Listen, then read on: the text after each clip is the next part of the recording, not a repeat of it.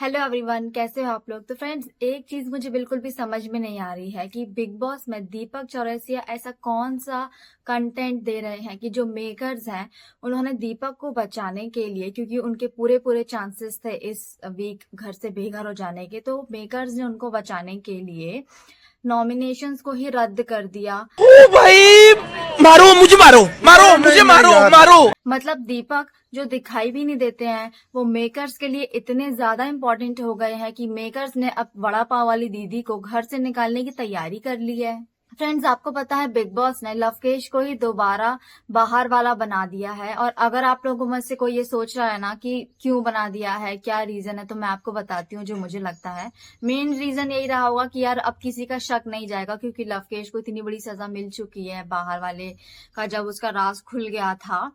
तो अब किसी का डाउट नहीं जाएगा, कोई नहीं सोचेगा कि यार बिग बॉस दोबारा लवकेश को ही बना दिया होगा बिग बॉस ने या ऐसा कुछ। और दूसरा रीजन ये रहा होगा कि बाहर वाले का जो ओहदा है लवकेश ने बहुत अच्छे से निभाया है। अच्छा, कल के एपिसोड में आप लोगों ने एक चीज देखी कि अरमान ये बोल रहे थे, चंद्रिका कृतिका सब बैठे हुए थे कि विशाल वाले टॉपिक पर कि अब इसको बंद करते हैं, इतना तो दिखाया भी नहीं जाएगा, नहीं बोलते हैं। लेकिन लास्ट वीकेंड के वॉर से अब तक मैंने यही देखा है कि ना जो अरमान है सबसे ज्यादा इन्होंने ही इस टॉपिक को खींचा है, हर मुमकिन कोशिश की है, कंटिन्यूसली विशाल को उकसाया है। कल भी उन्होंने उकसाया और चंद्रिका ने भी फिर इस बात को सीरियसली ले लिया। तो कहीं ना कहीं अरमान को ये चीज लगा कि भाई मेरे अलावा और कोई नहीं कर सकता, तो इसीलिए अरमान ने शायद चंद्रिका को बोला हो या सबको बोला हो कि भाई अब मत बोला। लेकिन आप लोग बाद में देखना अभी कि वो फिर से विशाल को उकसाएंगे। कल जब दोबारा नॉमिनेशन की प्रक्रिया हुई तो उसमें चंद्रिका ने विशाल को नॉमिनेट करते हुए ये बोला कि जो भी उसने कृतिका के लिए बोला वो गलत था, अनसेफ है। तो एक चीज बताओ, एक अनमैरिड लड़के ने मैरिड वुमेन को बोल दिया कि मुझे अच्छी लगती है, सुंदर लगती है, जो भी ठीक है, तो उसके साथ आपको इतना अनसेफ फील हो रहा है। और जो अरमान है जिनकी 3 शादियां हुई हैं, एक चाइल्ड मैरिज थी जो खत्म हो गई, दूसरी पायल, ठीक है, तीसरी कृतिका, तो आपको उससे अनसेफ फील नहीं हो रहा है? आपने विशाल के कैरेक्टर पर इतनी सारी बातें कर दी, तो अरमान के कैरेक्टर पर कोई क्यों नहीं जा रहा है फिर? तो ये सब कुछ जो डबल स्टैंडर्ड देखने को मिल रहा है ना, वो पता है क्यों देखने को मिल रहा है? क्योंकि ना कंटेंट नहीं है, ठीक है। विशाल की उस बात को इतना घसीटा जा रहा है, कंटेंट के लिए किया जा रहा है, ताकि हम कहीं तो दिखें। कुछ भी नहीं है कंटेंट देने के लिए, तो विशाल को ह्यूमिलिएट करने के लिए ये लोग इस हद तक गिर चुके हैं कि लड़कियों ने छोटे कपड़े पहनना बंद कर दिया है, मैंने उसकी आंखों में देख लिया। ये सब क्या बकवास चल रही है? अरे बाप रे, ये तो धोती खोल रहा है। चलो इन लोगों का डबल स्टैंडर्ड तो दिख ही रहा है, लेकिन आप विशाल को देख रहे हो, इतना उकसाए जाने के बाद भी वो बंदा कंट्रोल में है, जुबान पर कंट्रोल रखा हुआ है अपना, एकदम काम डाउन है, फालतू के बहस में नहीं पड़ रहा है। ऑब्वियसली वो बहुत ज्यादा हर्ट हो रहा है, हम सबको दिख रहा है, लेकिन फिर भी वो कितना सेंसिबल लड़का है। अच्छा, नेजी और रणवीर की गेम ना मुझे बहुत ज्यादा अच्छी लग रही है।